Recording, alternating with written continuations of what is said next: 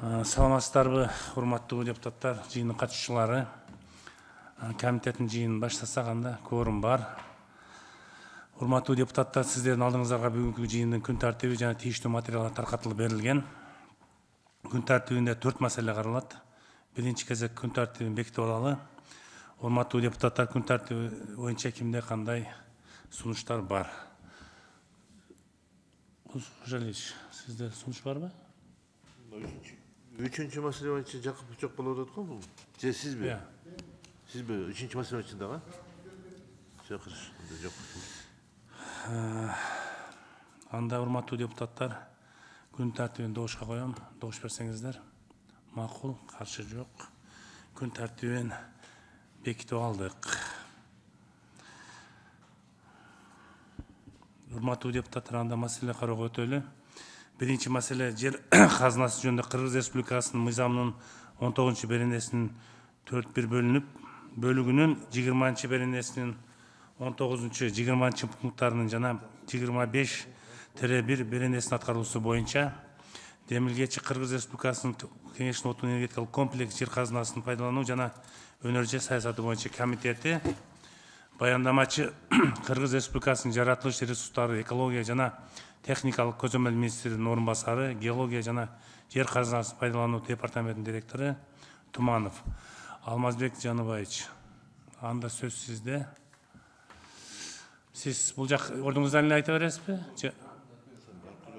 Хорошо, да, удобно болот, бизге.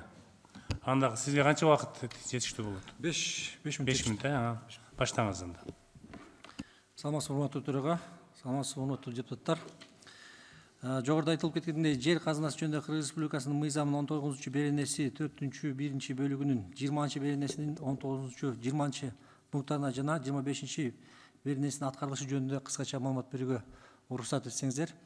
Анда эмесе биринчи кезекте биякта айтып кете турган болсом, жер казынасы жөнүндө Кыргыз Республикасынын мыйзамынын 4-1 бөлүгү боюнча кыскача маалымат ретинде айтайын дедим эле. Буга баарыңыздарга белгилүү болгондогудай, жаңыдан бул мыйзамга өзгөртүү киргизилип, азыркы тапта бул мыйзам иштеп атат. Азыркы учурда жергиликтүү жарандар жана ошондой эле чет элдик жарандардын тарабынан аукционго катышып, жер казынасына ылайыктуу лицензияларды алуу максатында албет сөзсүз түрдө Кыргыз Республикасынын мыйзамына ылайык биякта юридикалык мекеме ачканга мажбур болот. Ага байланыштуу азыркы тапта биз киргизилген мыйзамдын негизинде көрсөтүлгөн пунктунда исторический затраты деп айтылат, тарыхый чыгымдарды белгилөө максатында көрсөтүлгөн пункт биздин азыркы тапта департамент тараптан аукцион өткөзүүгө толук мүмкүнчүлүк бербей жатат. Ал боюнча биздин юристтерибиз өзүбүздүн программабыз негизинде мыйзамга өзгөртүү киргизүү боюнча өзүбүздүн сунуштарыбызды азыр иштеп чыгып атабыз. Жакынкы аралыктарда сиздер тараптан колдоо киргизиле турган болсо, бул тараптан бизге жеңилдик болмок. Мисал үчүн, бул жерде айтылган геология тарыхый чыгымдардын негизинде Советтер Союзу ичинде бир жеке месторожденияны изилдөөгө кеткен чыгымдар азыркы тапта архивде калган эмес. Архивде бизде болгону геологиялык изилдөө, геологиялык чалгындоо жана ошондой эле анын канчалык деңгээлде запасы бар, ушул багытта маалыматтар калган. Экинчи маселе боюнча, мыйзамдын 20 беренеси 19 пункт боюнча кыскача токтолуп кете турган болсок, бул жерде азыркы тапта иштеп аткан тоо-кен тармагындагы компаниялардын биздин Кыргыз Республикасында өндүрүлгөн продукциялардын 90%, 80%дан кем эмес продукцияларды сатып алуу боюнча көрсөтүлгөн мыйзам. Ал боюнча биздин департамент тараптан бүткүл иштеп аткан чоң алтын тармагында иштеп аткан компаниялардан запростор жибергенбиз. Ал маалыматтарды комитетке да биз жибердик. Азыркы тапта бул мыйзам толугу менен аткарылып атат десек болот. Эмнеге дегенде жергиликтүү дыйкандардын өндүрүлгөн продукциясы биздин мамлекет иштеп аткан компаниялар тараптан эч кандай каршылык көрсөтүлүш жок, сатып алынып жатат. Үчүнчү пунктка токтоп кете турган болсок, маселе 20 пункт боюнча дагы кыскача маалымат катарында айтып кетейин дедим эле. Бул жерде бул мыйзамда 90%дан кем эмес Кыргызстандын жарандары жумуш орду менен камсыз болуу максатында көрсөтүлгөн мыйзам. Ал мыйзамдаган толугу менен ишке аткарылып жатат. бир гана учурлар бар. Бул жерде кайсы учурларда сырттан келген инженердик составтагы же атайын кесипке ээ болгон специалисттерди колдонуу максатында көрсөтүлгөн учурларыбыз бар. Мисалы үчүн геологиялык чалгындоо иштери жүргүзүп атканда, оор учурларда же бизде ал тармакта специалист жетишпей калганда сырттан алып келгенге мүмкүнчүлүк бар. Ошол эле учурда жаңы технологияда курулуп аткан фабрикалар, алтын, жез жана башка тармакта иштеп аткан фабрикаларды куруу максатында специалисттер жетпей калса, компания сырттан убактынча специалисттерди алып келгенге толук мүмкүнчүлүктөр бар. Анан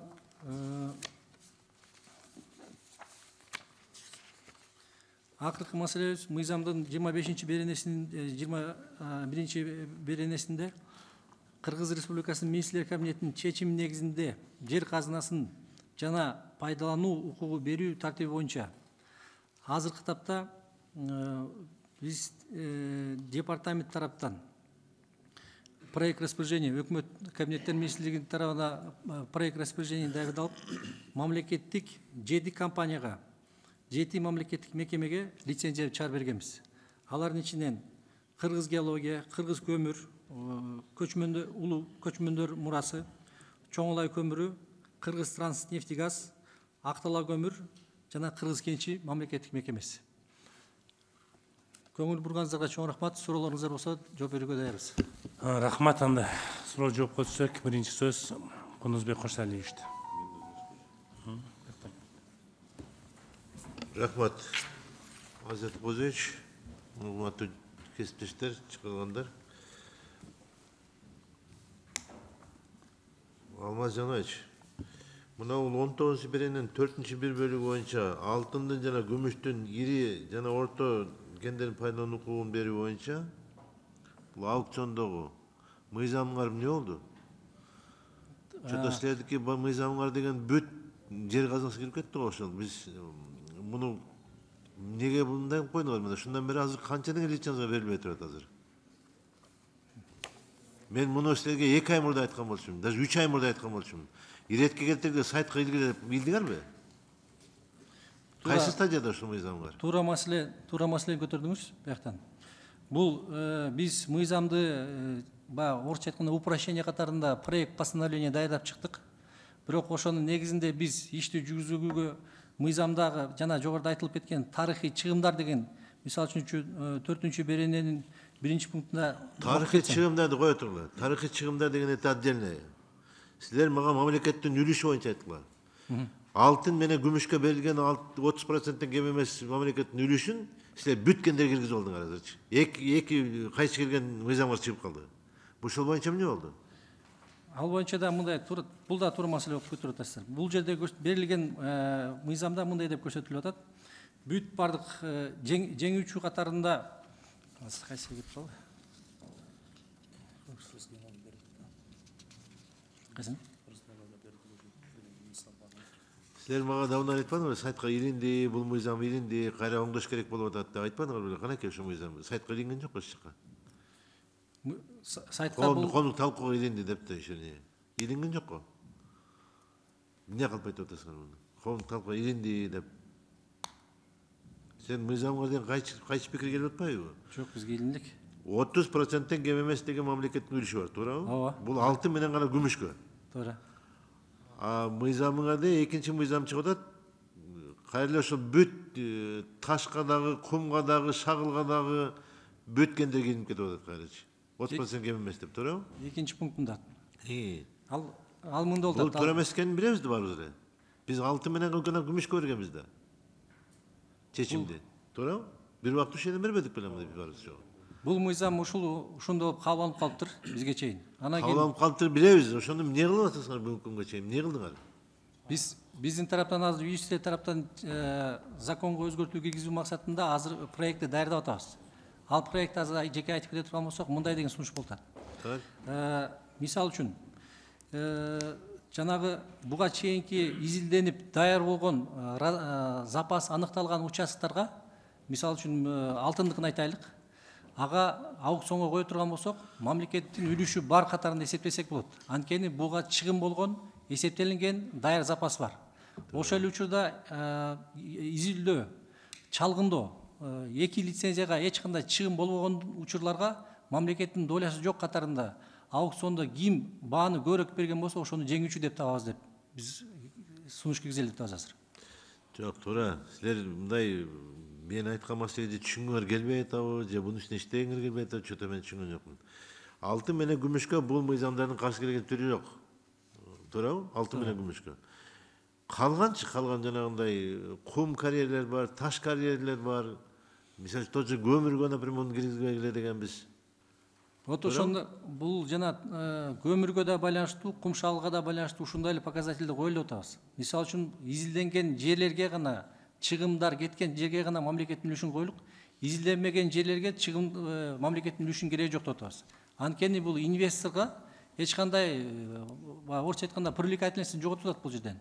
Бул изилдөө, разведка бул чыгымдуу тармак болуп калып атат даган, ушуга байланыштуу иш кызыктар жоголуп кетип барат бияктан. 30% үлүш менен кум карьер иштетиши мүмкүнбү? Кандай дейсиз? Кум карьер иштете алабы? 30% мамлекеттик үлүш менен кум иштете алабы? Кум карьер.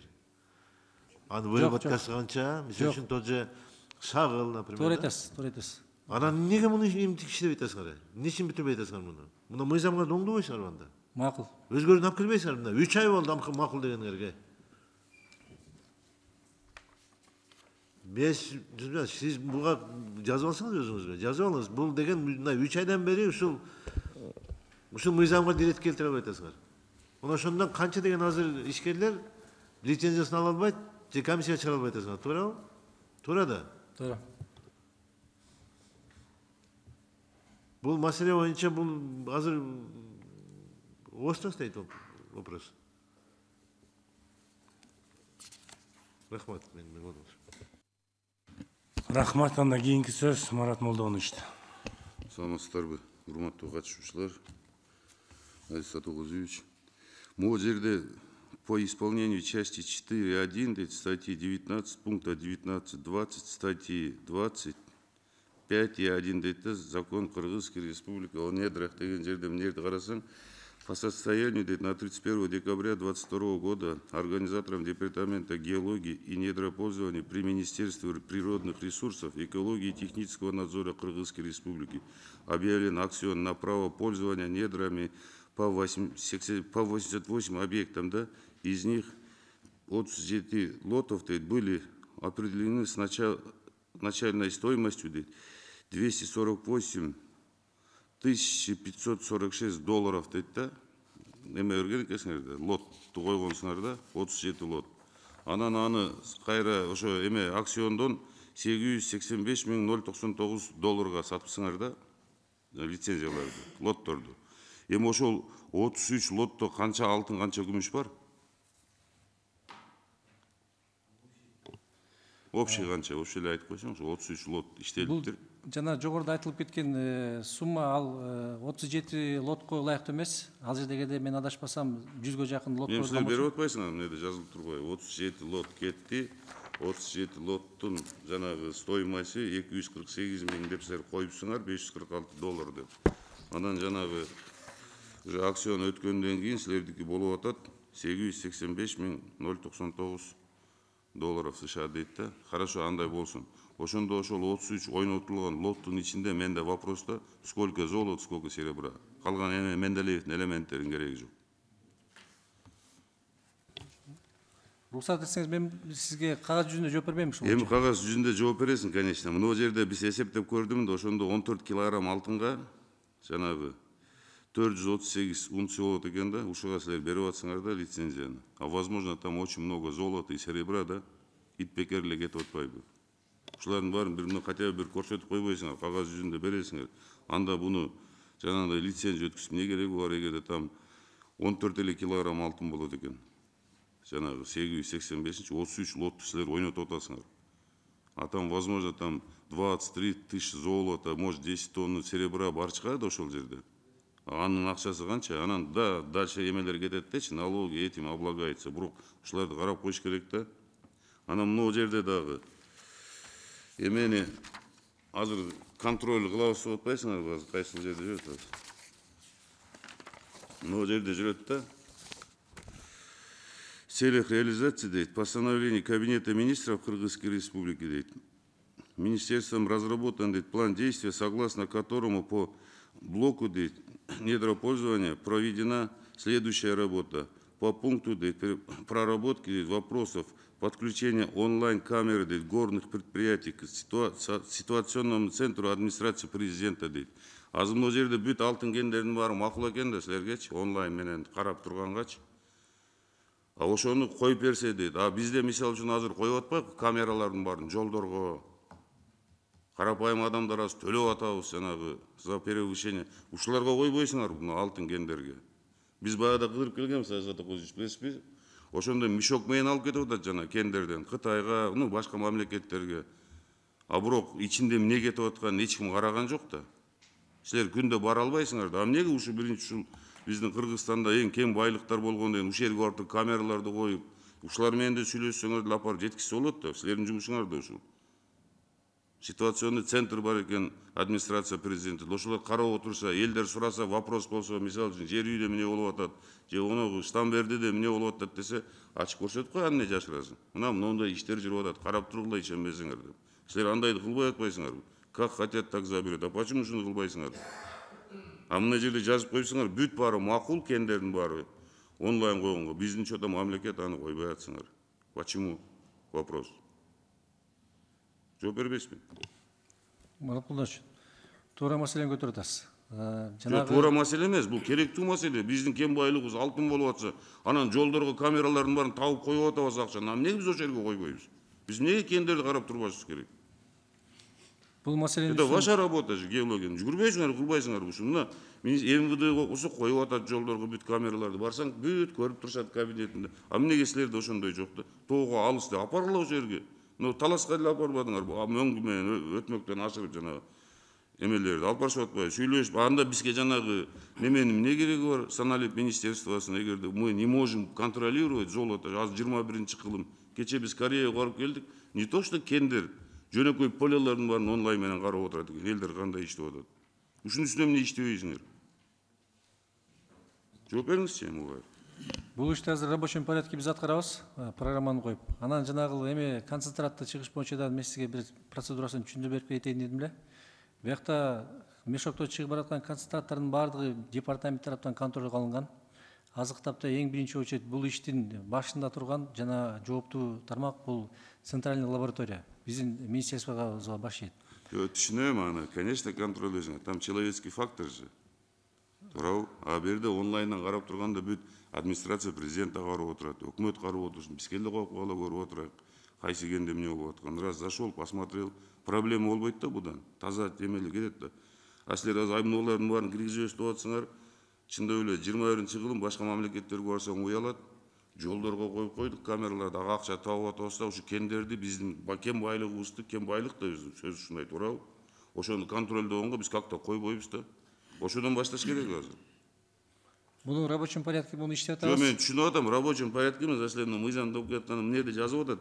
Окусаңыз, мен окуган немеде. Бүт кендердин баары макул. Ладно, давайте мы будем работать онлайн менен иштейик дейт. Ситуационный центрге берип турайык баарын дейт. Карап тургула мынакей дейт. А эмнеге биз ошону кылбайбыз да? Мындай карасаң обидно да. Жолдордун баарына камерага акча табып атабыз. Да, ада керек. А бирок мына эң керектүү ушу биздин байлыгыбызда ошону контролдогонго болбойт да как-то. Вот здесь есть сомнения. Почему? Туура Айзат Козич, кандай дейсиз? Ушунун үстүнөн иштебейсиңер, качан кыласыңар ушу? Ана эменин баарын ар бир кенге качан коесуңар? Мисалы үчүн мына кендерди жана азыр жана 30% менен мамлекеттик доля менен берген күндө да эң биринчи вопрос ушуну коюш керек ошолорго. Орноткула немени. Анан качкыла биз карап турайык деп. А везде у нас человеческий фактор иштеп атат да. Мен билем, биз көрүп келдик барып. Как хотят, так и вывозят. Как ошол жерде жана элдердин состояниясын билесиз баягы Алабукага барганда. Ушундай жаман состоянияда элдер иштеп атат, аны көрүп туруп любой эле айтмак да, мына Кытай эмне кылып атат деп. Мына фирма эмне кылып атат деп.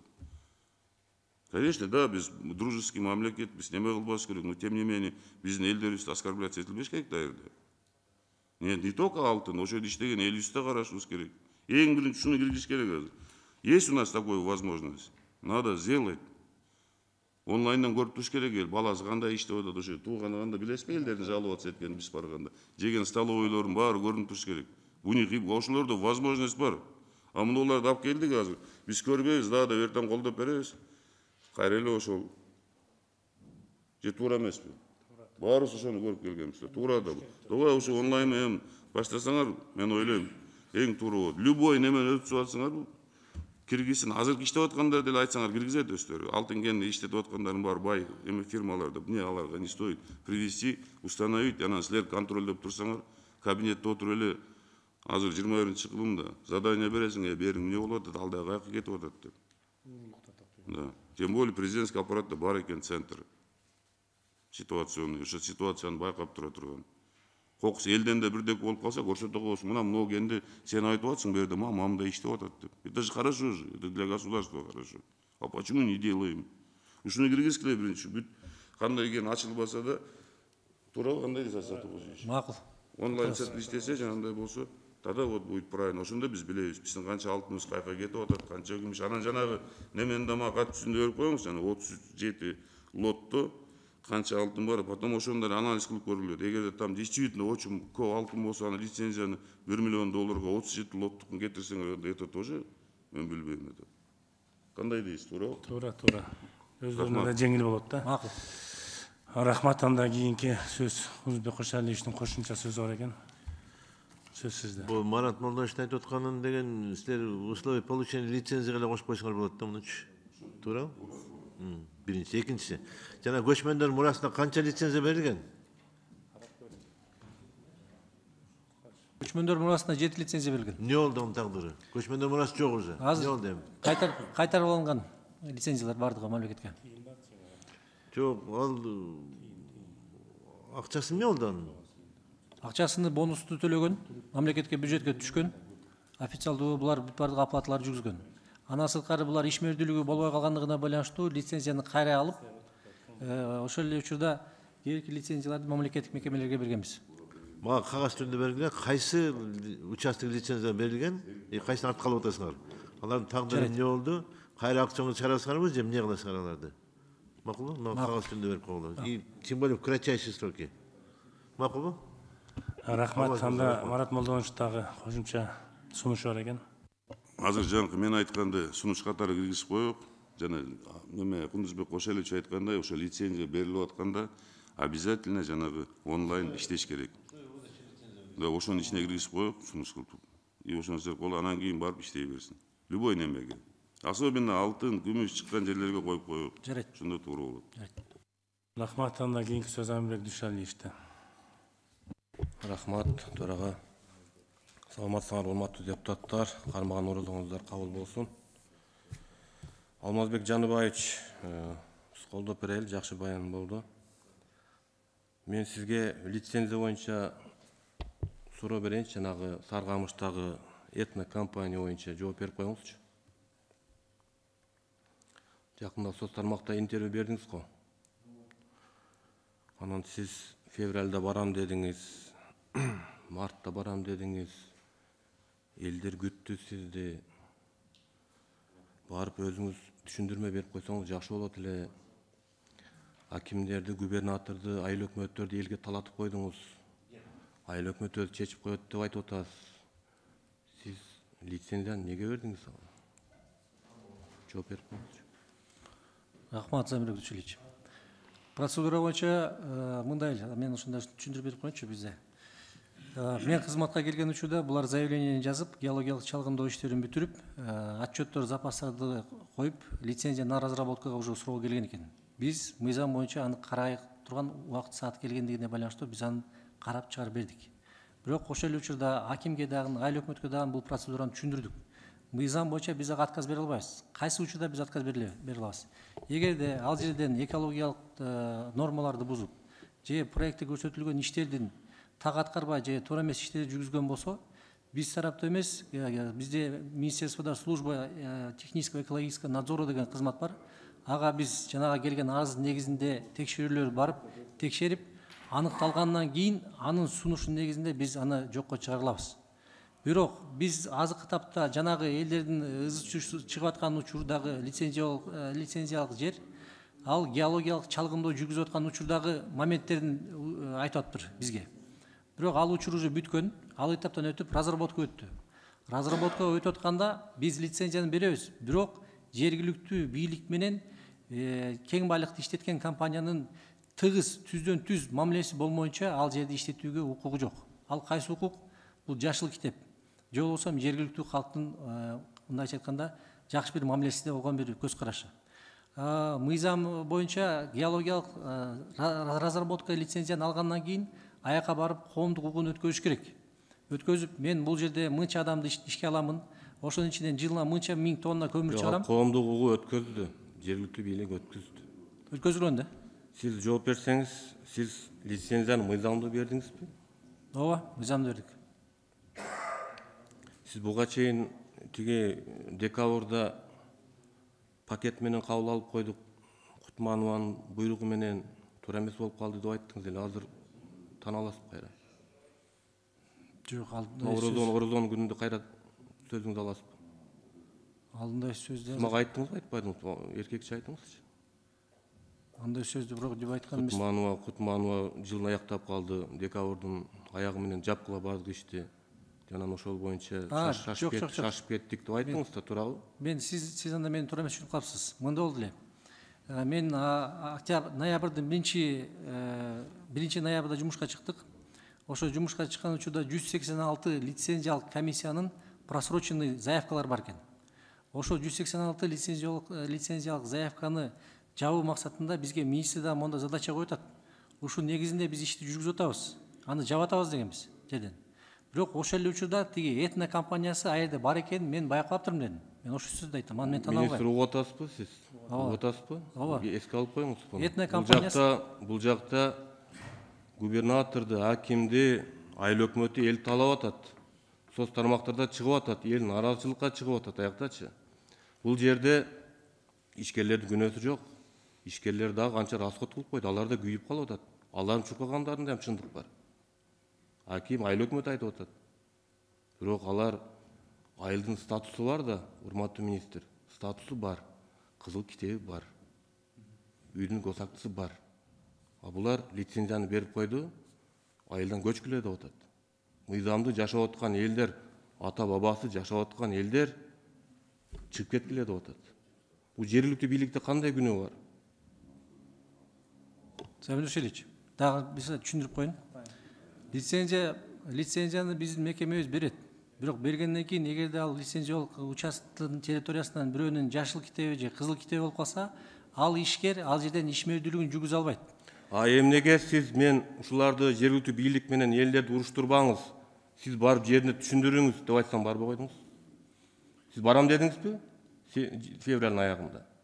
Барам дедиңизби? Февраль айында барам дедиңизби? ооба. Барбадыңыз. Бул маселе дагы эле чечиле элек бүгүнкү чейин. Чечиле элек. Эртең барат. Барабы? Эртең жөнөтөм. Жеринде барып чечиңиз. Жеринде барып чечип келет. Нааразычылыктар, урматтуу министр, мына ушундай биздин чиновниктер, биз үмүт кылып атабыз да. Бул жерде ишкерлерде күнөө жок. Жергиликтүү бийликте күнөө жок. Айылдын тургундарынын күнөө жок. Болгону ушундай туура эмес лицензия берилип калып, кайым айтышып атат да бардычы. Мен бүгүн барып тактайын. Өкмөттүн өкүлү, сиз дагы ушул боюнча мындай жазуу түрүндө жооп берип коюңуздар. Мен сизди түшүндүм. Бизде мамлекетибизде ишкерлерди колдошубуз керек. Туура. Алар мамлекетке салык төлөйт, казына толот. Биз деле ушул жергиликтүү башкарууда иштегенбиз. Бирок мындай жол менен эмес да. Бардыгын макулдугун алып, ыраазычылыгын алып, барып ушу элдин тургундары менен жолугушууларды уюштуруп, анан лицензия берсе туура болмок да. Алып койсоңуз. Мен буну өзүм контролума алайын, барып тактайын. Бул маселеничи качан берилген, эмнеге берилген, эгер неме болсо, маселе чечиле элек болсо. Мындай да министр, эми каникулда үйгө барып атабыз да. Эл менен жолугууга барганда ушу бизди тосуп алат да. Бизге эми башка ишибиз көп да. Анан ар барган сайын ушул жолдон тосуп алып, кандай болду, эмне болду? Анан мен убада бердим, министр тиги орун басар келет экен деп убада бердим. Февраль айында барбады, мартта барам дедим, мартта ham барбады. Эмне кылыш керек эми? Барат анда. Рахмат, анда кийинки сөз Сейитбек Алмазбековичте. Рахмат, Айсет Окозович. Алмазбек Жаныбаевич, берде мына справка берилип атат да, справкада жазылып атат. об отчете Кабинета министров Кыргызской Республики о проделанной работе за первое полугодие дейді да. Подпункта жазылып атат, проработка вопроса подключения онлайн камер горных предприятий дейді да. Берді 16, жалпы 16 организация бар екен. Екеу ЗАО екен, 14 болса ОСО екен да. Анан кейін әрбіреуіне қарасаң, берді екеу эле даяр екен да, видеонаблюдение қойған үшін, мына Макмал Голд Компани дейді, анан кейін Эти Батыр Терексай дейді, ОСО, екеу тең ОСО екен. Қалғанын барын тең қарасаңар, бияқта установление онлайн камер невозможно, в связи с технической возможностью по установлению тоже невозможно. По виду отсутствия скоростного интернета установление онлайн камер невозможно дейді. Ошону кыскача бир маалымат берип коесуңарбы? Рахмат. Бул жана жогоруда айтылган суроо болчу, мен толук токтолбой калдым. Бул жерде эң основной маселе ушул компаниялардын рухсатын алып, бул система центр управленияга бириктирүү максатында иштерди биз жүргүздүк бияктан. Көпчүлүгү сиз жанагындай айткан проблемаларды айтып чыкты. Биз бийиктикте турабыз, алыста турабыз, тигиндей, мындай, ана депчи. Анын баардыгын көпчүлүк компанияларын биздин мекемеге чакырып алып түшүндүрүп, келерки учурда силер иштеп атканда күмөн саналуу максатында ушундай ситуационный центрде сиздер непосредственно связьга байланышка чыгышыңыздар керек деген сунушту биз бердик. Көпчүлүк тараптан булардан каршылык көрсөткөн жок, макул болуп атышат. Бир гана 1-2-3 моменттерибиз бар, ушул азыр аягына чейин чечелекпиз. Жана сиз айтып кеткендей компаниялардын учурунда. Бирок жыйынтыгында бул системага келишибиз керек. Онлайн видео туруш керек, башкаруу болуш керек. Бул бир гана уурдоо максатында деле эмес, бул өндүрүш адамдын өмүрүнө кооптуу өндүрүш болуп эсептелинет. Мисалы үчүн өндүрүштө кандайдыр бир кырсык же бирдемке болуп кете турган болсо, биз тараптан дагы бир маалымат түздөн-түз болгонго толук мүмкүнчүлүк болот эле, аяктан контролдогонго. Качан кылат ушу подключенияны? Бул жылдын аягына чейин аракет кылайлык муну ишке киргизгенге. Ким кылат, Алмаз Жаныбаевич?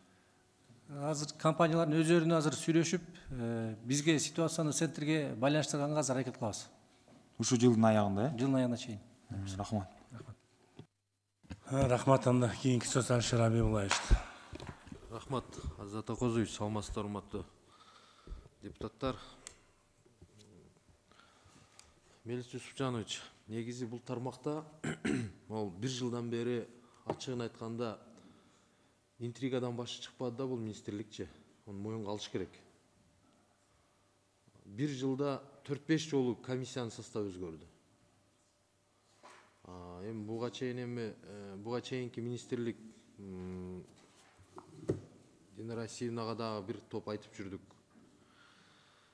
Тоскоолдуктар биринчи кезекте ушу интрига министерствонун ичинен башталып, мамлекет боюнча жалпы жеке ишкерлерди, инвесторлорду көп кыйнадык да, моюнга алыш керек аны.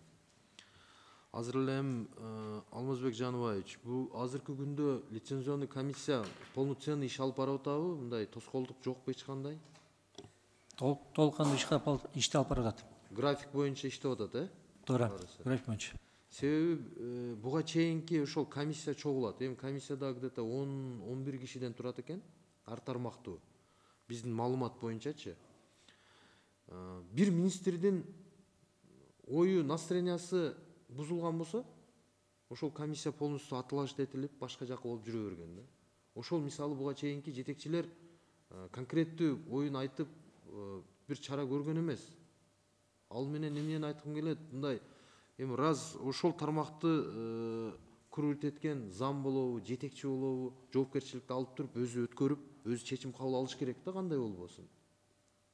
Биз бул Алмаз Жаңыбаевичке чейинки жетекчилер бир жылдын ичинде 4-5 жетекчи алмашты, ар 2 ай, 3 айда. Алардан сурап, комиссия бул жака ыйлактап келишет ишкерлер. Биз өткөрбөйсүңөрбү, бар же жок деп айткыла буларды. Деп айтсак, конкретный бир чечим кабыл алышкан эмес да, ала алышкан эмес. Ошондо бир көзөмөлүңүзгө алып, өтө чоң көйгөй көп ал жердечи. Экинчи маселе.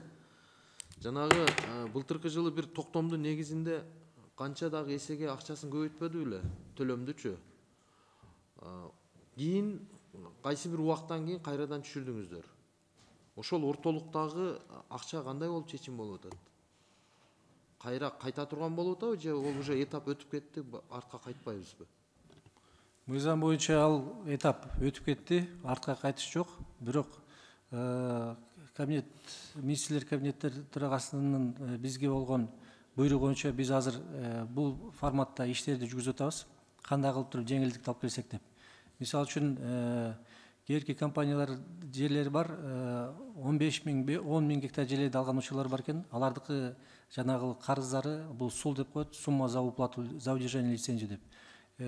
Суммасы көбөйүп кетиптир, бирок иштейм деген аракет бар. Буга чейин баягы чалгындоо иштерди кылган, өзүнүн мындайча айтканда добросовестный баягы предприниматель катарында көрсөткөн, бирок жанагы иш аралардын негизинде карыз көбөйүп кеткенине байланыштуу биз жеңилдиктерди аз караштырып атабыз. 3-4 вариантыбыз бар. Бул аптанын ичинде аз киргизип атабыз. Анткени буякта жеке ишкерлер эле эмес, ошол эле учурда мамлекеттик мекемелер дагы бар. Ушул проблема калкылаган. Мелис Жусупжанович, өтө чоң көйгөй да ушулчу. Себеби канчаган миллиондогон, миллиарддаган акчаларды бул искусственный көтөрүп койгон. Элестетиңиз, эми иштеп аткан нерсеге эле 100 эселеп туруп эле жок эле цифраны бул акылга сыйбаган нерсе да бул. Эми этап менен кетет да барды. Ага чейин канча кредит алгандары бар, башка кылгандары бар, инвесторлорубуз бар. Эми жашына эле иштеп атса анан кийин искусственный бир бааны коюп кое турган мисалы туура эмес да негизи. Ошону карап бериш керек, ошону кайра перерасчет кылып беришибиз керек. Кайсы бир ал жок нерсе, жөн эле цифраны илип койгонбуз. Эми анын ичинде төлөгөнү бар, төлөбөгөндөрү дагы бар. Эми обратно кайтпайт мыйзам деген менен анын мойнунда турат да ошо миллиондогон акчаны төлөсө кийин дальнейший башка ишке өтөт. Болбосо же лицензия өткөзбөйсүздөр, башка кылбайсыздар. Сиздердин дагы мыйзамыңыздарга туура келбейт. Ошону тез аранын ичинде чечип беришибиз керек, жеңилдиктер мененчи. Төлөп койгон ишканалардыкын перерасчет кылып беришибиз керек. Рахмат, ошону көңүлгө алып койсоңуз, анан акыркы маселе бул мамлекеттик ишкана Кыргыз геология. Сиздерге карайт да? Кыргыз геологияга быйыл 1 жылдын ичинде канча акча бөлүнүп атат? Кыргыз геологияга 1 жылда бөлүнгөн акча 22 миллион сом. Бул минералдык сырьевой базаны жогорулатуу максатында.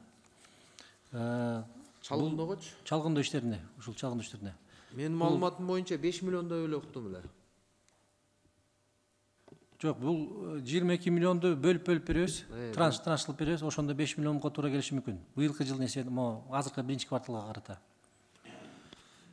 Мелис Жусупжанович, өнүккөн коңшу өлкөлөрдү карай турган болсок, мамлекеттик ушундай Кыргыз геологияга окшогон ишканаларга, мисалы, ошол эле Өзбекстан миллиарддаган акчаларды бөлүп атат да.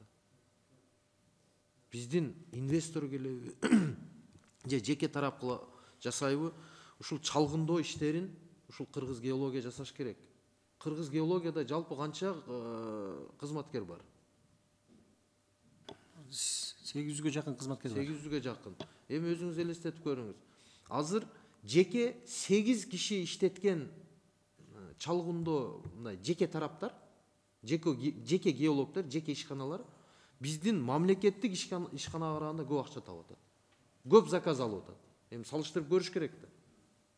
Боло турган болсо иштетиш керек, болбосо бир кыскартыш керек. Базасын азыр техникаларын көрсөң ыйлагың келет.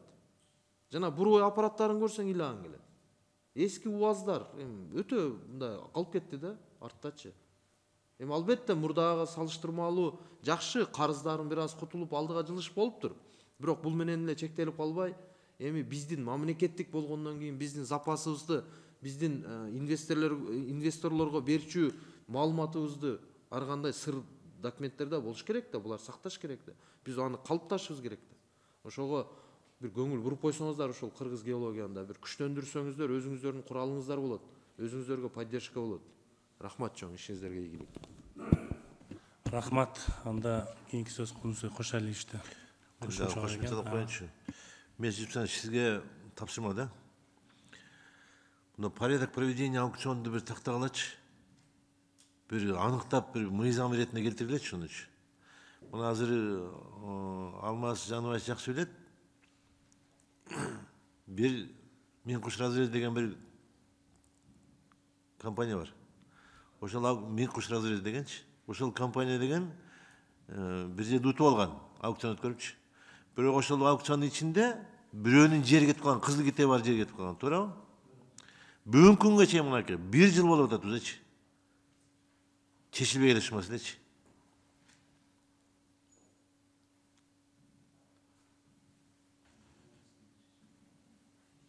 Бул маселе чечилбей келет бүгүнкү күнгө чейин.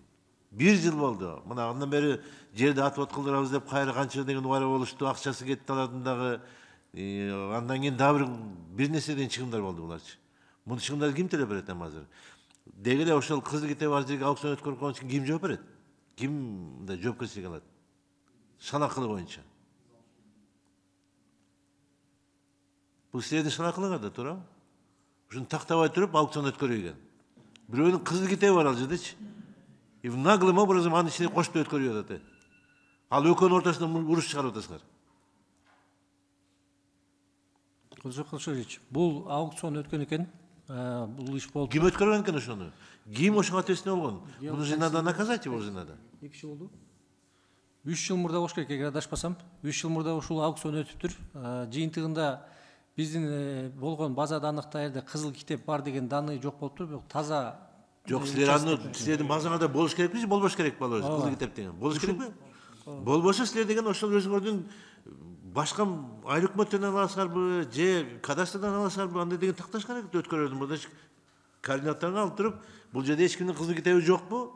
Же бир социальный объекттер жокпу? Же стратегический объекттер жокпу? Бул жерде аны өткөрүш керекпи? Же силерге берген координат менен өткөрө бересиңерби? Бул эмне дегендик бул? Азыр мындай болуп атат, Кылычбек Кошелич. Президенттин поручениясы боюнча система картографияны бир системага түшүрүп атабыз, азыктапта. Түшүргөнгөр мына 3 жыл болду биз экөөбүз козгогонубузга, 3 жыл, 1 жыл ашып кетип атат. Козгоп атканыңызчы? Бул качан бүтөт бул өзү? Бул участканы уже бөлүп чыгарган, кызыл участкты бошотуп берген. Аякта көмүр менен алдан казбайт. Участок бошогон.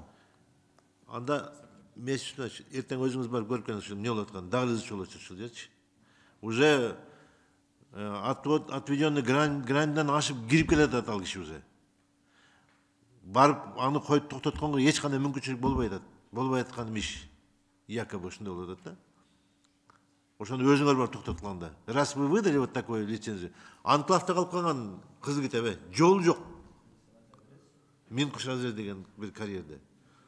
Анклавда калып калган, ортосунда калып калган. Жол жок, ага бара турганчы, жол да бербейт даже. Ну как это так? Кызыл китепке деген эч кимдин кирген акысы жок. Участок бар жерде. Туура айтып атасыз, туура маселени көтөрүп атасыз. Мен тактайын бул маселеничи. Барып көтөрөйүн.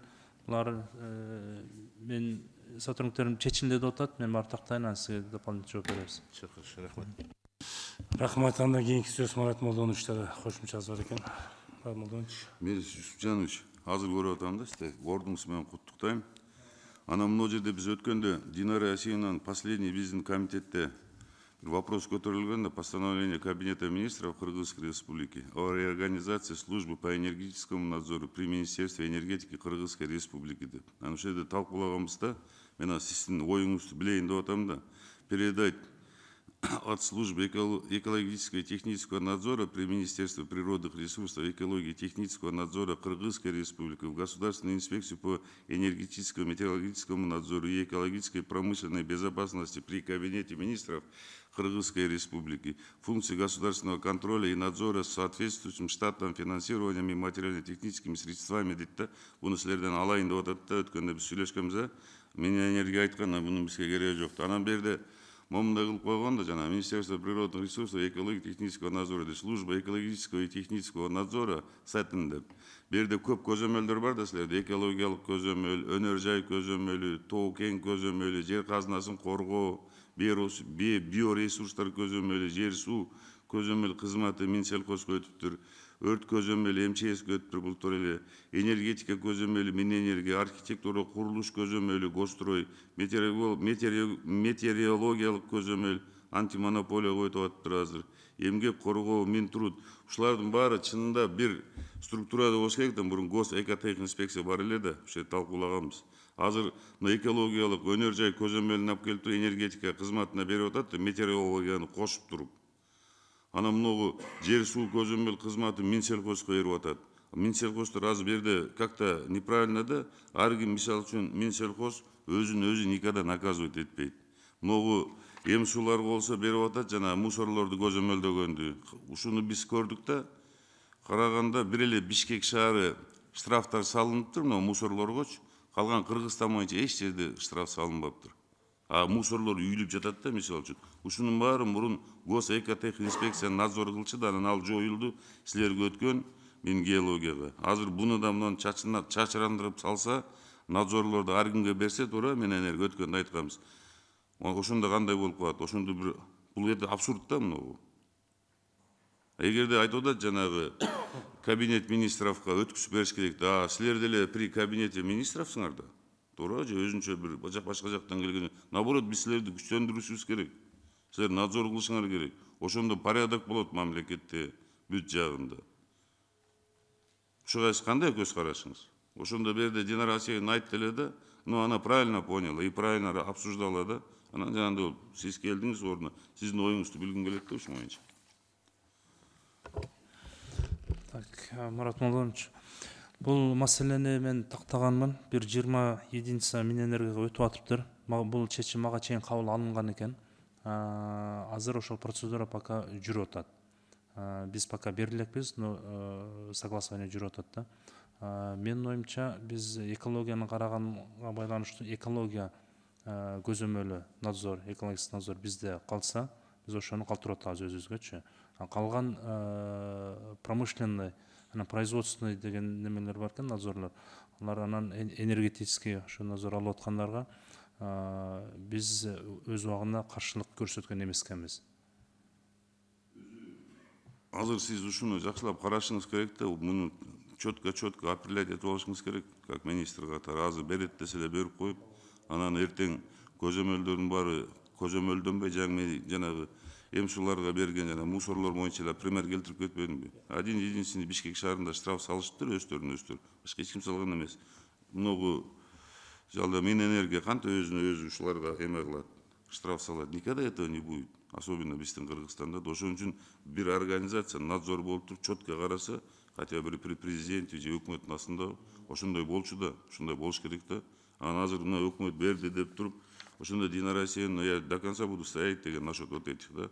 Сиз деле карап туруп көрүңүз, эртең бул бир хаос болуп кетет да, ар ким өзүнүн билгенин кылып, и мамлекетте ушу эмелерде порядок болбой калат. Ушуну бир изилдеп терең, анан кийин анан барып туруп карап көрүңүз да, это нельзя так делать. Макул, бул чечимдер мага чейин кабыл алынган экен, биз ошо чечимдерди гана аткарып атабыз. Сиз айткандай мен анда бир сыйра карап көрөйүн, анан өзүбүз ой. Ал чечимдер чыгып берет, бирок сиз как специалист катары, муну карап туруп президентке же өкмөт башчыга айтып туруп, муну тууралап алышыңыз керек да. Эртең айрага келип туруп биз сизден сурайбыз ушунун баарын. Рахмат. Рахмат, анда кийинки сөз Замирбек Дүйшалиевичте кошумча сөз бар экен. Кошумча. Азыр Кундуз Кошалиевич абдан туура сөз айтты да. Урматтуу министр, биз ишкерлерди колдобой эле кордоп атабыз да. Мына Минкуш боюнча мага да бир канча жолу ишкерлер келди да. Канча акча, каражат сарптап, мына көчүдө калышты. Ушу ишкерлерди өзүңүз кабыл алып койсоңуз, байланышып айтайлы ишкерлерге. Мен бүтүн ишкерлер менен жолугуп атам, баары мененчи бул маселенин баарын көтөрүлгөн маселенин баарын тактап атам.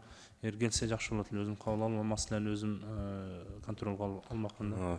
Ишиңизге ийгилик, анан ушул министрликте да ушул бир тартипке келтирип иш аракет кылсаңыз. Рахмат. Ошол жөнүндө да иштер жүрүп атат. Чоң рахмат. Рахмат. Да сүйлөчү депутаттар барбы? Анда Алмазбек Жаныбаевич, менде бир эки суроо бар. Ушул 2021-2022 жылдары ушу алтын, күмүш, жез кендерин геологик изилдөө, чалындоо жана казуу боюнча канча лицензия берилген?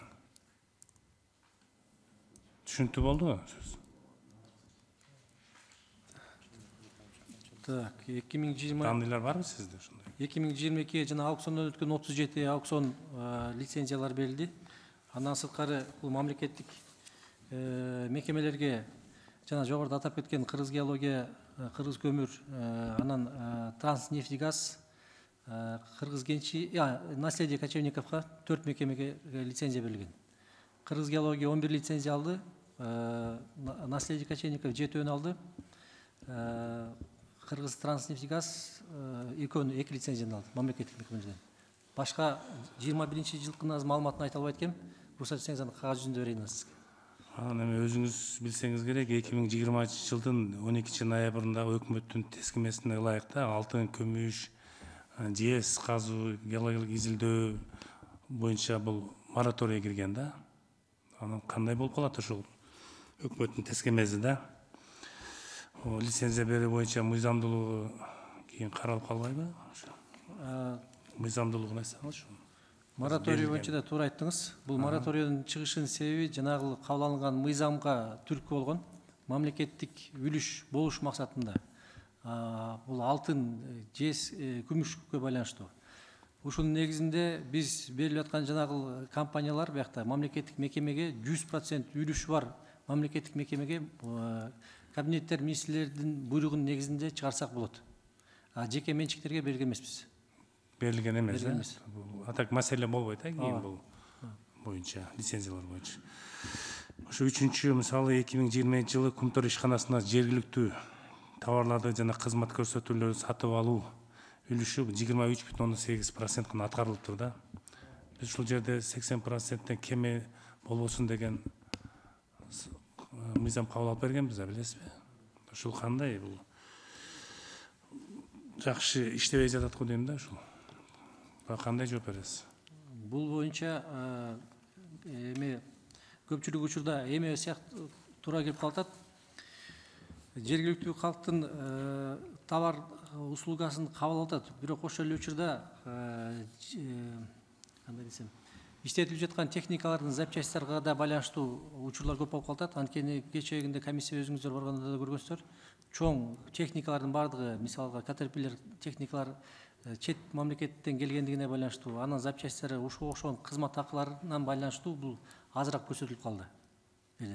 Атак Кыргызстан боюнча эң жакшы иштеген компаниялардын бири ушул Кумтор.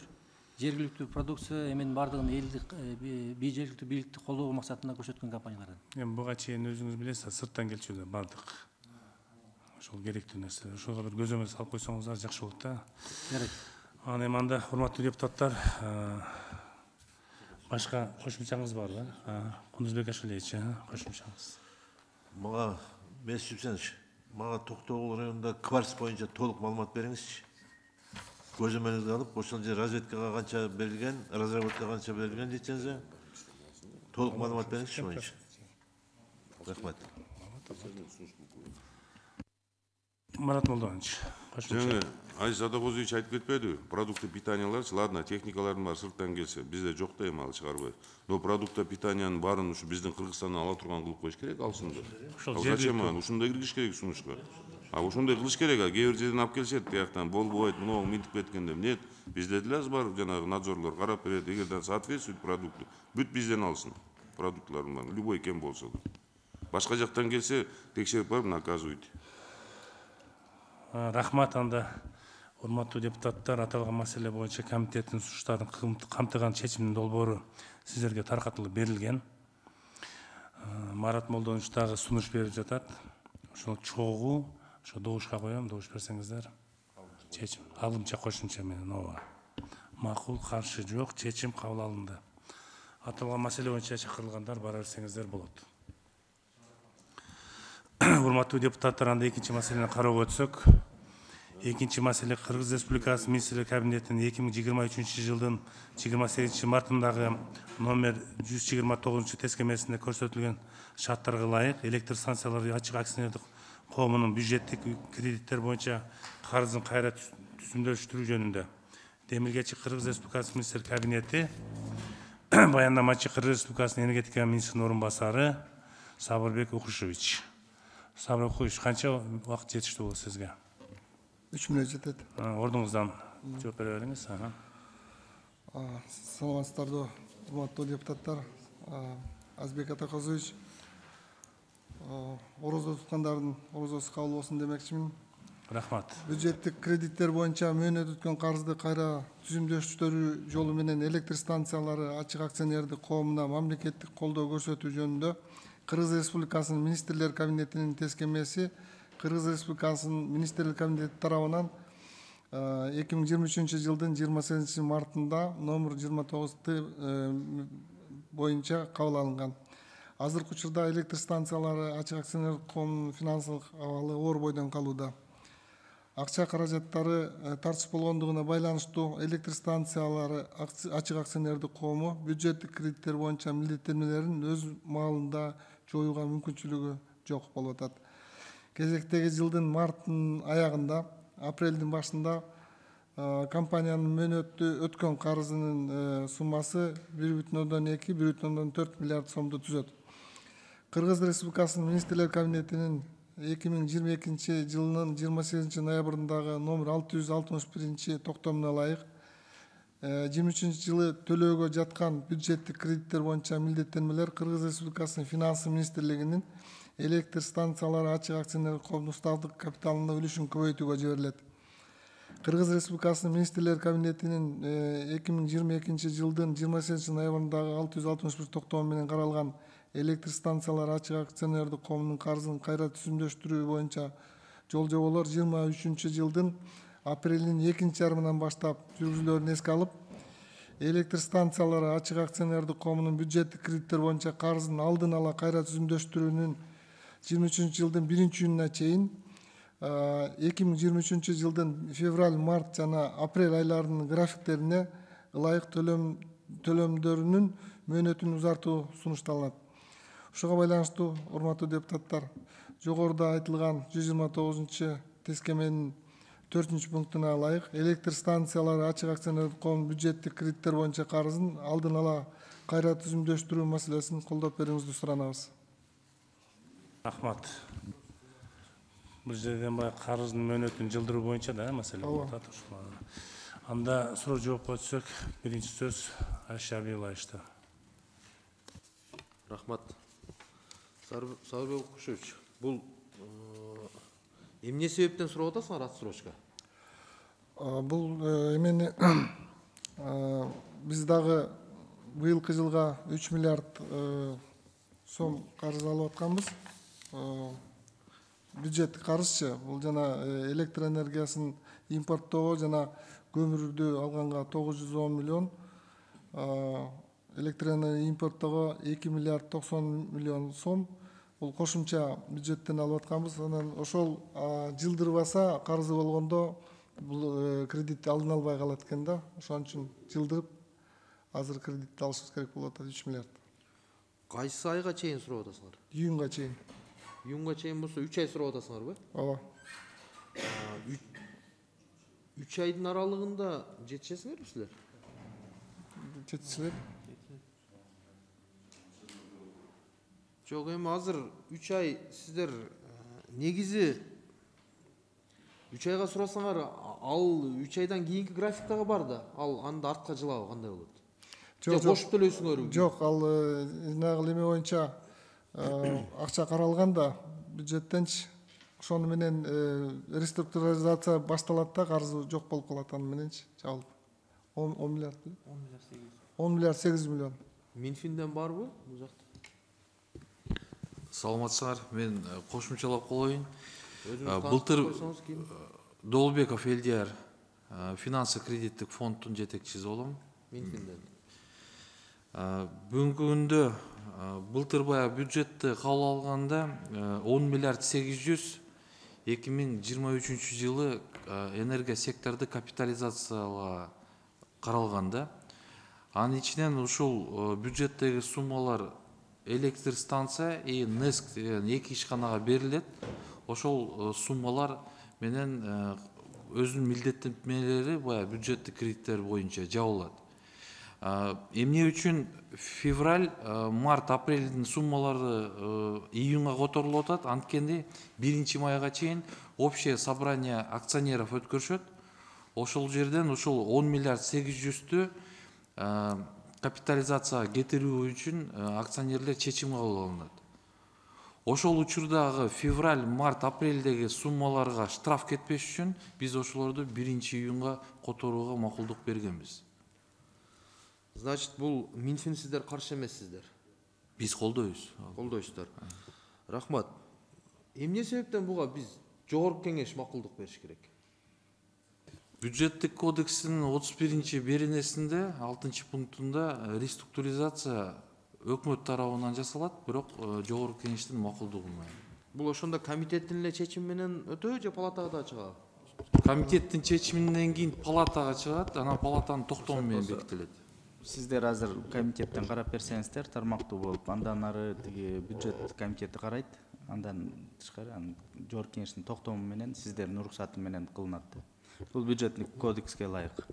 Рахмат, макул, биз колдойбуз, маселе жок. Эми өзү баягы эки министрликтин бири менен эле отчет экен, ушунчалык татаалдаштырып, эми эки комитет карап, аны палатага алып чыгып, процедура өзү 20 күн болуп атпайбы? Өзү сураганыңар 2 ай болуп атат. Же болбосо бир конкретный бир 6 ай же 1 жыл сурабайсыңарбы? Көбүрөөк эле. Ушунча убаракетчиликтен дегеним да эми. Рахмат. Урматтуу депутаттар, дагы кимде? Кулжа Кушалов, сизби? Сөз сизде.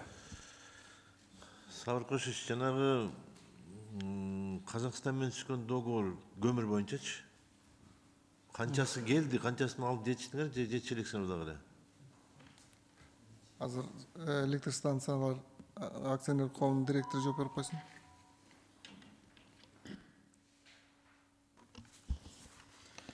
Саламатсыздарбы, урматтуу депутаттар. Кулжбек Кушалович, Казакстандан бүгүнкү күндө 400 000 тоннага договор түзүлгөн. Анын ичинен 242 000 келип бүткөн да. 158 000 келелек. Келелекпи? Келип атат да, улам келип атат. Так, силерде которулган бул көмүрдүн акчасы полный которулганбы же по мере поступления? По мере поступления, да. Договордун негизинде. Договордун негизинде ушундайбы? Ооба. Бунун азыр эми кереги барбы жокпу азыр? Калган көмүрдүн? Бул кереги бар. Биринчиден договорный обязательстволор бар. Экинчиден биздики 2023-24-кө ушунун менен кошо эсептелинген да көмүр. 23-24-кө чейинби бул? 23-24-төн ОЗПдан өтө турган бар го көмүрлөрү. Ушул остатыгы менен кошо эсептелинген. Понятно. Анан жанагы рахмат жоңузга. Жана айтылып аткан биздин кодексте бул мыйзамдын негизинде болот деп эле так жооп берип койсуңар. Бул процедуранын баарын өтүш керек деп элечи. Анан биз бияк түшүнтөбүз эки министрликтин ортосунда экен. Бирок бул процедура өтүш керек экенин так эле жооп берип койсоңор болот да. Аны каякта бир эмеле менен айлантпай элечи.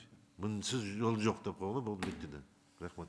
Урматтуу депутаттар, мен бул баягы 2 ай экен, ошо парламентке. Ошо колдоп берип эле коелу. Маселе. Туура эле болобу? Анда урматтуу депутаттар, аталган маселе боюнча комитеттин чечим долбоорун окуп койсом, комитет төмөнкүдей чечимге келди. Биринчи Кыргыз Республикасынын министрлер кабинетинин 2023 жылдын 28 мартындагы номер 129 тескемесине көрсөтүлгөн шарттарга ылайык электр станциялары ачык акционердик коомун төлөөгө жаткан бюджеттик кредиттер боюнча карыздарын кайра түзүмдөштүрүү жөнүндө Кыргыз Республикасынын министрлер кабинетинин макулдашууга келип түшкөн сунушу жактырылсын. Бул чечимдин көчүрмөсү Кыргыз Республикасынын жогорку кеңешинин бюджет, экономикалык жана фискалдык саясаты боюнча комитетине жөнөтүлсүн. Чечим долбоорун добуш коем, добуш бериңиздер. Макул, каршы жок. Чечим кабыл алынды. Анда урматтуу депутаттар, 3-чү маселени кароого өтсөк, 3-чү маселе Кара Кече жылуулук электр станциясын куруу долбоору боюнча маалымат угуу. Демилгечи Кыргыз Республикасынын жогорку кеңешинин отун энергетикалык комплекс жер казынасын пайдалануу жана өнөр жер саясаты боюнча комитети, баяндамачы Кыргыз Республикасынын энергетика министринин орун басары Султанбеков Сабырбек Укушевич. Сабырбек Укушевич, канча убакыт сизге дагы? 5 мүнөт бересиз. 5 мүнөт, баштаңыз анда. Урматтуу депутаттар, Кара Кече жылуулук электр станциясы долбоору боюнча төмөндөгү маалыматты бермекчимин. Долбоорду боюнча кубаттуулугу 600 мегаваттан 1200 мегаваттка чейинки көмүрдүн электр энергиясынын 3,8 миллиардтан 8 миллиард киловаттка чейинки өндүрүү жөндөмдүүлүгү бар стратегиялык мааниге ээ станция. Социалдык инфраструктураны эске алуу менен капиталдык салымдардын алдын ала көлөмү 2,3 миллиард доллар деп ТБ Кытай компаниясынын эсептөөлөрүнө ылайык белгиленген. Эгерде 600 мегаваттык станция курула турган болсо, анын кете турган каражат 779 миллион ақш долларын түзгөн. Бул расчет 17-ci жылкы расчеттор боюнча. Курулуш Дарын облусунун Арал айылынын жанындагы Жумгал районунда белгиленген болчу, пландаштырылган кара кече кенинин күрөң көмүрүн колдонуу менен иштетилет деген. Маалымат бере кетсең, көмүрдүн запасы 234 миллион тонна деп эсептелинет кара кеченин өзүндөгү. Андан башка дагы жакын арадагы абдан чоң запастар бар. Хавакский месторождение деген 2,5 миллиарддан 3 миллиардка чейинки көмүрдүн запасы бар деп белгиленген. Долбоорго ылайык кубаттуулугу 300 мегаваттан болгон 2 агрегат коюлмак, турбо агрегаттар. Кийин келечеги 1200 мегаваттка чейин көбөйтүлсө болот деп эсептелинген. Көмүрдүн орточо расходу 2,2 миллион тоннадан 4,4 миллион тоннага чейин деп эсептелинген болчу. Электр энергиясын жеткизүү жергиликтүү керектөөчүлөргө азыркы 110-220 киловольт тармактар боюнча берилмек. Орто Азия жана Казакстан энергия системасына 500 киловольт датка кемин линиясына жана андан кеминден Кемин Алматы линиясы боюнча берилмек. Андан башка келечеги Каса Миң линиясы проектisi боюнча дагы ушул катышканга болот деп эсептелинген болчу. Андан бөлөк дагы Кытай Республикасынын көздөй дагы линия проектisi бар, 500 киловольттук. Ошол линия дагы бул проектке катышат деп эсептегенбиз. Кыскача маалымат ушул. Бирок экологиялык маселелер боюнча бул суроолор бар.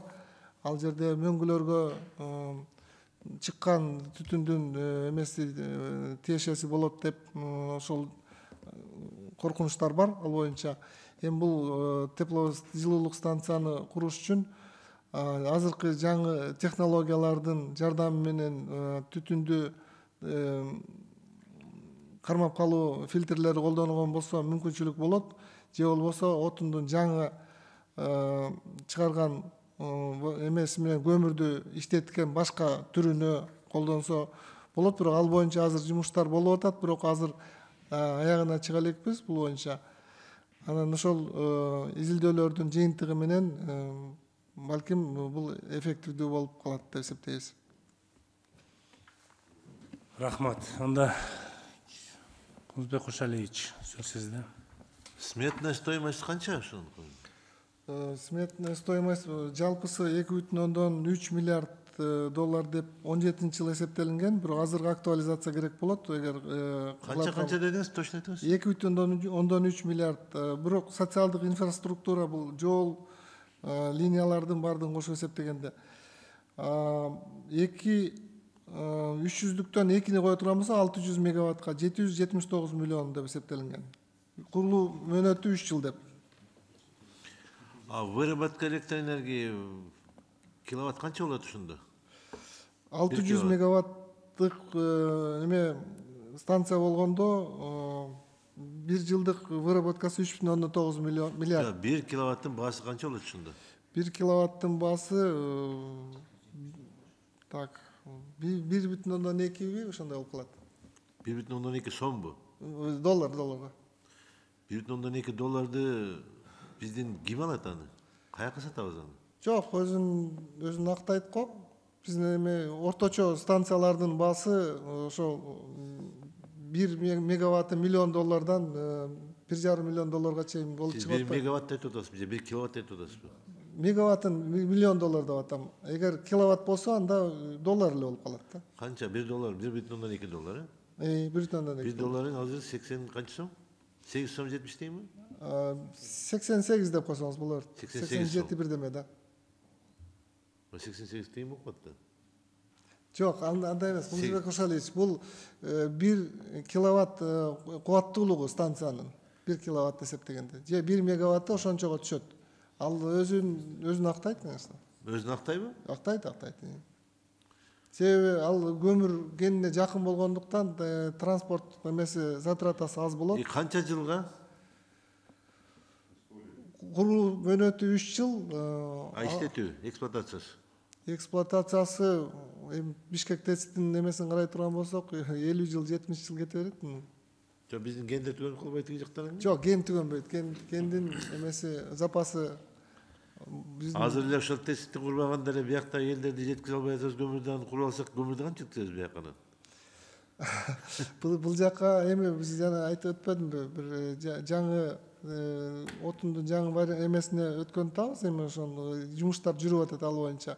Эгер ошол ойлогон ойлорубуз ишке ашып кетсе, анда көмүрдү ташуу эселеп азаят да. Рахмат. Марат Молдоновичта сөз.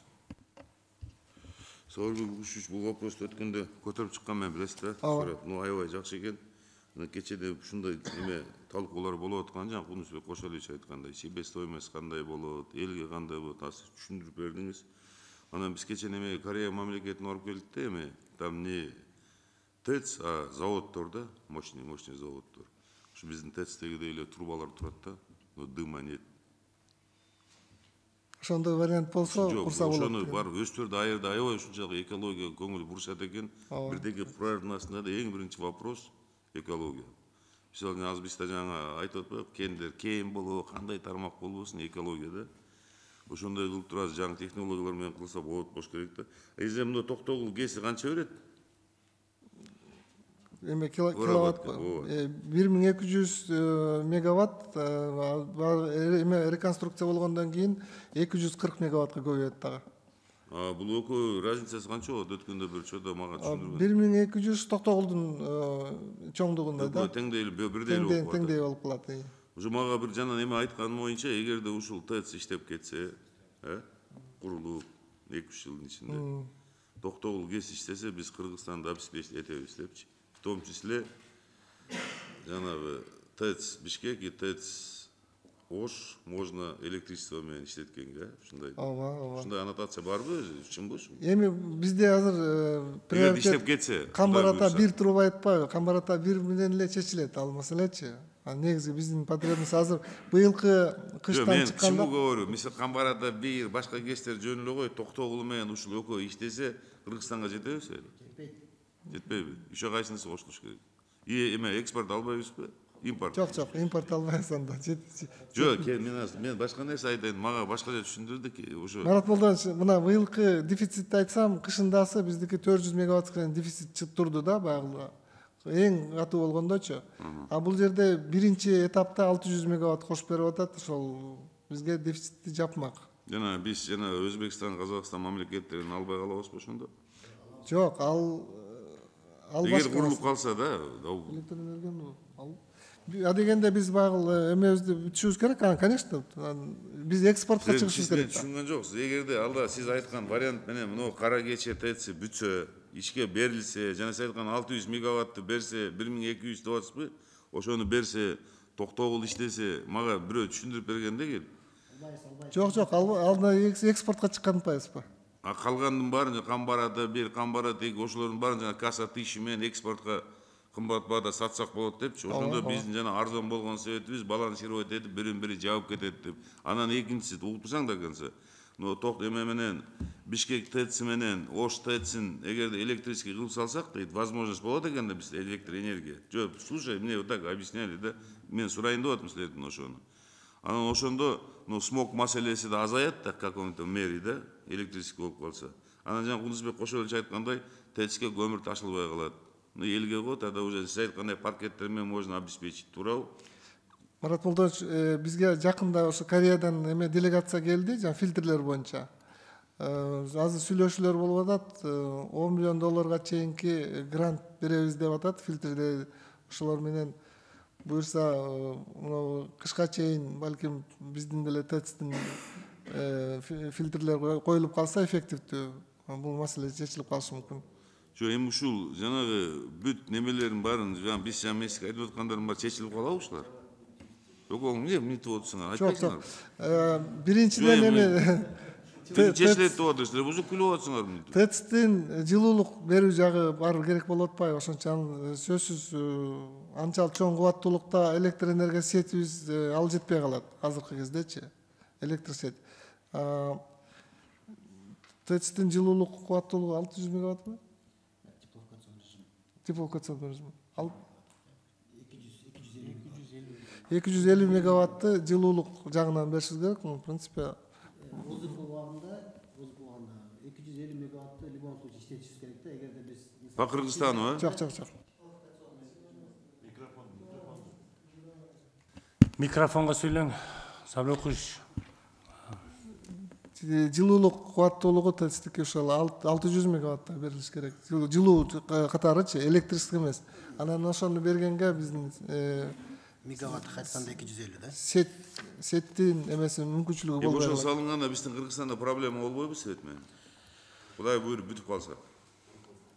Сиз туура айтасыз. Мисалы быйылкы жылы бир годовойдо 17 миллиард болот атпайбы бизде потребление электроэнергиячы. Биз ГЭС менен 12-ни, ТЭЦ менен 2 миллиардты годовой чыгарабыз да.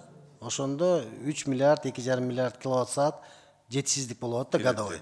Анан азыркы айтып кеткенде 3-9 кошулуп атса, сөзсүз түрдө биз уже импорт албай калабыз. Бир чекесинен да.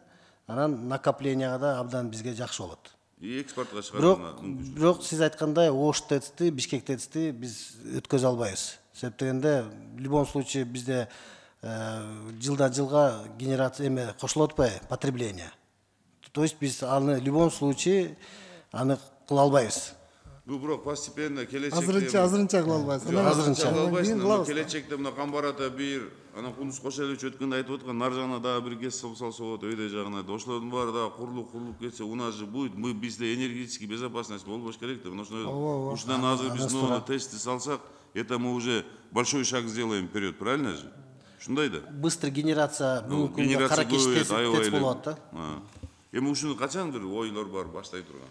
Бул жерде ушул азыркы бир проблемасы экология жактуу проблема болот. Ошол эле маселе чечиле турган болсо, эме инвестиция таба алабыз буга.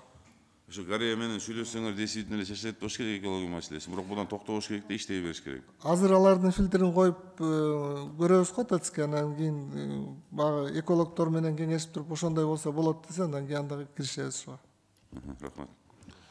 Аз кыска эле, аты кайлеке болуп кетип атат.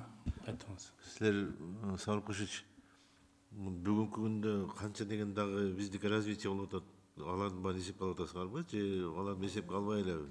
Сөзсүз эсептеп атабыз алардын баарын. Ошону эсепке айтып атат деп ойлоп атам да мен да. Рахмат. Кийинки сөз Самирбек Дүйшөлиевичте. Рахмат төрага. Сабырбек Укушевич, сиз азыркы баяндамаңызды угуп, биз долбоорду колдоп беребиз. Анан жакын арада эми ГЭСтер курулат да. Анан сиз Шамалсайдагы бетон заводду билесизби? Шамалсай шаарчасында. Билет экен. Бул Шамалсайдагы бетон завод ушул курулган ГЭСтердин баарына курулушуна чоң салым кошкон да, туурабы? Бүгүнкү күндө ошол бетон заводдо талап тоноо көбөйдү да. Элдин нараазычылыгы күндө ушул шаарчанын тургундары кайрылат. Күнүнө 1 фура, 2 фура материалдар, темирлер жүктөп чыгып кетип атат дейт. Кабарыңыз барбы? Ал өзү, мен түшүндүм сизде айткан завод боюнча, ал өзү бизге карабайт электр станцияга. Сиз айткандар Нарынгестикке карайт да. Нарын гидроэнергостройго. Силер көзөмөл кыласыңарбы? Жок, биз көзөмөл кылбайбыз. Ал өзүнчө акционерный общество. Бирок бүгүнкү күндө бизге карайт. При холдинг. Станцияга карабайт да айтат. Станцияга карабайт, бирок энергия министрлиги биздин эме карайт, контролго алалы, анда азыр маалыматты. Шуну көзөмөлгө алсаңыз, ушул завод боюнча ушул Шамалсайда буга чейин ушул энергетика министрлигине караган көп объектілер түшкөн да иштеген. Бүгүнкү күндө бардык объектілер сатылып кеткен. Жеке менчикке өтүп кеткен. Ошону көзөмөлгө алсаңыз, анан ушул бетон завод боюнча, анан ушул жанагы сатылган объектілер боюнча бардыгын ушул жазуу түрүндө жооп берсеңиздер, анан төрага сунуш ушул Шамал Сая шаарчасындагы бетон завод боюнча, анан кийин жанагы сатылган объектілер боюнча комитеттин чечимине киргизип койсок, өзүнчө бир колго салып койсоңуз добуштуу. Анан бөлүм башчы ушул боюнча иш алып барсаңыз, жазуу түрүндө жооп берип койсоңуз, рахмат. Дүйшалиевич, бүгүн биз просто азыр маалымат эле алып атабыз, маалымат угуп атабыз да. Так, ооба, хорошо, түшүнүктүү. Сабырбек Кушич, менде да суроо бар да бир эки. Ушул кара кече ТЭС курулушу ишке ашып кетсе, жылына бир 2 миллиондон 4,5 миллион тоннага чейин көмүр качыш керек экен да. Анан бул өлчөмдө көмүрдү биздин жергиликтүү компаниялар жетишеби казып? Кандай дейсиз? Өтө чоң да бул. Эми бул проект башталып кала турган болсо, тиешелүү чараларды колдонгондо жетишет, албетте. Азыркы кезде миллион тонна казып атабыз, мүмкүнчүлүк болот ал жерден. Дагы кошумча техника алынат, анан. Хорошо. Бул эми баягы Жумгал районунун Арал айылына жакын жерге курулат экен да, примерно. Ал жерде ТЭСтен чыккан суу жана буу кайсыл жакка жумшалат? Мисалы, Бишкекте эми түшүнүктүү, мына элге жылуулук бересиңер, башка. Ал жакта эмне кылабыз? Жанына шаарча курабызбы же? Бул станция эми энергетический режимдеги станция болот да. Тепловая станция, теплоцентраль эмес. Негизги максат электроэнергиясына болот. Анан КЭС болот болуш керек, только эле электроэнергия эле чыгат бул жактанчы. Тиги чыккан суу дейм да, мисалы чыгат да, мисалы пар чыгат, суу ошолор кайда кетет? Кайда жумшайсыңар? Дарыяны бир аз ысытканга туура келет. Бирок эми сиз айткандай централь болбойт да бул. Дарыяны ысыткандан ал жерде балыктар кандай болот, башка нерселер кандай болот? Кандай болот ошол жактарда да? Жакшы жагын эми түшүнүп атабыз, жаман жагычы. Ар бир проектте жана ОВОз жасалат эмеспи? Оценка влияния к окружающей среде деп ошол жасалат, анан ал бардык параметрлер текшерилип каралып чыгат. Ал жерде түтүн чыккан турбанын узундугу 210 метр болот экен да. Эгер ушул долбоор жумушкаса да, ал жердеги аймактагы мөңгүлөргө кандай таасирин тийгизет ушул экология? Мына бир 2015-жылы ТЭО даярдалган экен, ТЭО. Ушул ТЭОго экология боюнча кандай кортунду берилген да? Эми бар ТЭО актуализация болуш керек. Азыр техникада ордунда турбайт, жаңы технологиялар пайда болду. Мына азыркы Кореянын немесин дагы фильтрлерин айтып атабыз. Ушул сыяктуу башкача оценка берилиш керек да. Жаңы эми экология өзүңүз билесиз да, экология бүгүнкү күндө дүйнөлүк проблема болуп атпайбы? Ооба. Ошол экология жагын карашыбыз керек да. Ушул ТЭОдо мисалы заключение бериш керек да, туурабы? Ооба, сөзсүз караш. Экологдор. Вот ошол жагын эске алыш керек. Туура айтасыз. Урматтуу депутаттар, суроо барбы дагы? Сизде Марат Молдонович кошумчабы? Эми Сабырбек Кушич, өткөндө биз кыдырып чыкпадык ГЭСтерди. Ошол жерде бизде ушундай мощный балдарыбыз бар экен, жаныңызда отурган грамотный балдар, көрүп келбедикпи? Эми ани все зубрят да. Эми ушулар менен аз многу Айса Тогузович айткандай эң биринчи вопрос экологияны коюп, жаңы технологиялар менен жанан ишке ашырсаңар, действительно может историяда герой деле болуп каласыңар да, мен ойлойм. Анан ногуз кылып атканда ушундай изилдеп чыгышыңар керек экен. Азыр мен баягы мына вопросту көтөрбөдүм беле. Ошодон көптөр менен сүйлөшүп калсаң эле жана көп вопростор да, почему анан жаңы Айса Тогузович айткандай көмүр кандай болуп казылат, жетишеби, түтүнү кандай, ушулардын баарын изилдеткенден кийин коомчулукка нормальный кылып чыгарып коюш керек экен да, пускай видят. Ана башка мамлекеттерде ушундай эле ТЭЦтер иштеп эле жатат нормально эле. Если сонун подход кылсаңыз жана грамотный балдарыңыз менен чогулуп алып, я думаю, ишке ашып кетпеш керек. Рахмат. Рахмат. Анда урматтуу депутаттар, чечим кабыл алынбайт. Ошо маалыматтардын баардыгы эске алынат. Анда şu çakırılganlar bara versеңiздер болот. Ар кандай маселе бар, урматтуу депутаттар?